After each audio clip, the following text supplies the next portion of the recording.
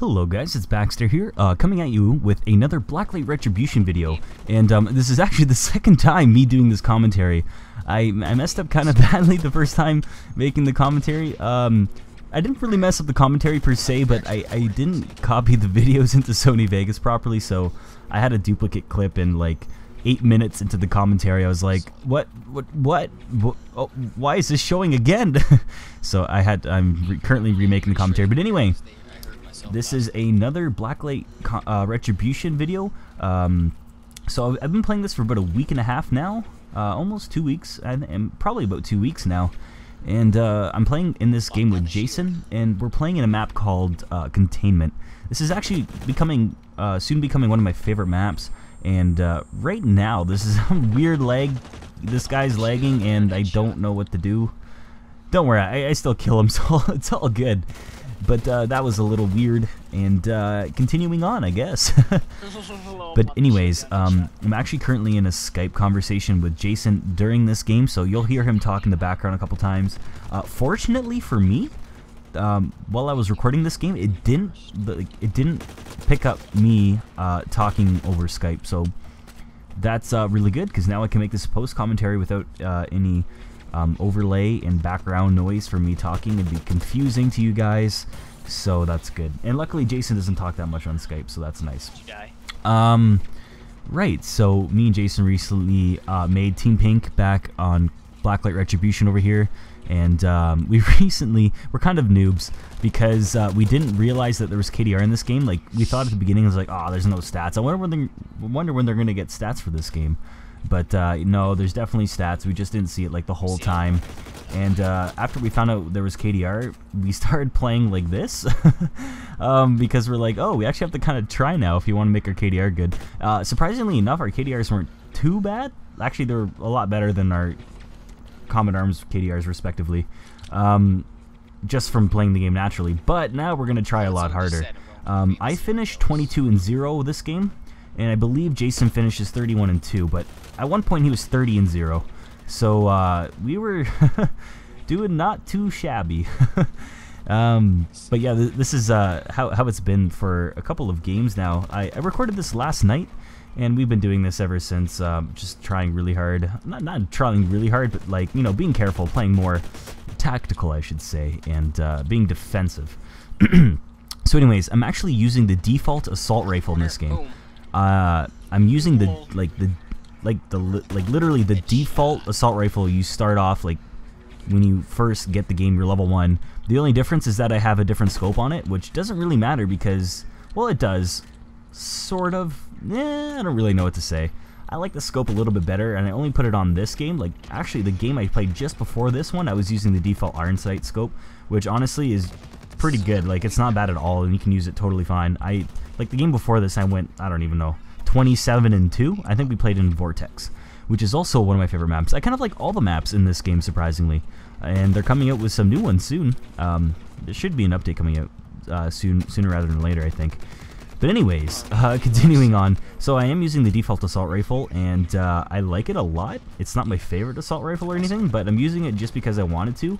And yeah, this is just kind of like proof, or not even proof. It's just, Are you really? I guess you could say it's proof. Proof to show people that you don't need to like buy Zen, which is like the in-game real-life currency. You can spend real-life money and get Zen and buy some items in-game that you can't normally get for GP.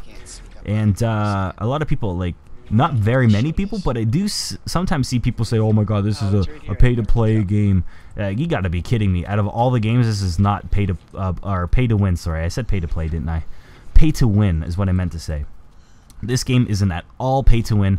I'm literally using the default weapon, and it frickin' pones. You just have to be good at the game, and you'll be doing just fine. I accidentally bought this rocket launcher. I didn't mean to. I actually like keeping my pistol, but hey, well, since I have it, I'll just blow up this guy trying to hack that node. And surely enough, I did. The rocket launchers in this game are pretty good. There's actually 2 different ones as of now. The one I just use is the RL5, which is like the default one you get in your weapon depot when you first make your account. But if you rank up a bit, you can get an RL2, I believe, an RL2 Swarm. And it's a rocket launcher that has like a ginormous blast radius, and it just like destroys anything even close to it. But it does cost 1,000 CP. If you look in the bottom left, I have 945 CP, which is not bad. I don't really buy any of the really high cost stuff in the weapon depot. I usually just buy health upgrades and ammo upgrades just to top off my health and ammo. And that's pretty much how I go 22-0 this game. I just use the assault rifle, and I just go to town on these guys. Also, one thing I want to mention is that Jason is in-game name. You might have seen him right there on the HRV. Is Signomi, and we're in the same clan. Obviously, we're on Skype together playing. Me and him have a truce right now, so although we're on opposite teams, we couldn't get on the same team in this game. So we just like had a truce, and we're not currently shooting each other. So yeah, that's that. So you're gonna see me like walk beside him and sometimes and just like kind of play together. Like even right here. Yeah, I'm just gonna leave him there. He's gonna leave me alone.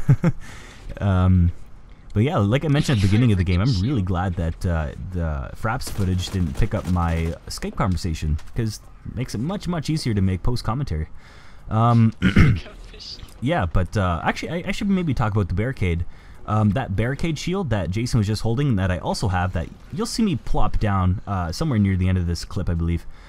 Is pretty good. You unlock it at level 22. It's not the greatest item, and it's not overpowered or anything, but it's definitely very helpful in some situations. You can use it to block off certain like stairwells and stuff, so people can't come up to you. And it has like a little hole that you can fire through at the very top of it, and it's very hard for people to shoot at you from far away if you have it plopped down. And you can shoot through it very easily, and you're very well covered. But you do have to play around with it a bit. Like, you have to take it out and you have to plop it down, and you're vulnerable during that time. Not to say like it's not worth using, because it definitely is. I like to carry it around with me. There's also like a cloak in this game, which works really well. The only problem is that you have to, the cloak actually works as a kind of like a remote that you have to click, and you have to have it, you have to be holding it in your hand, so you can't even melee.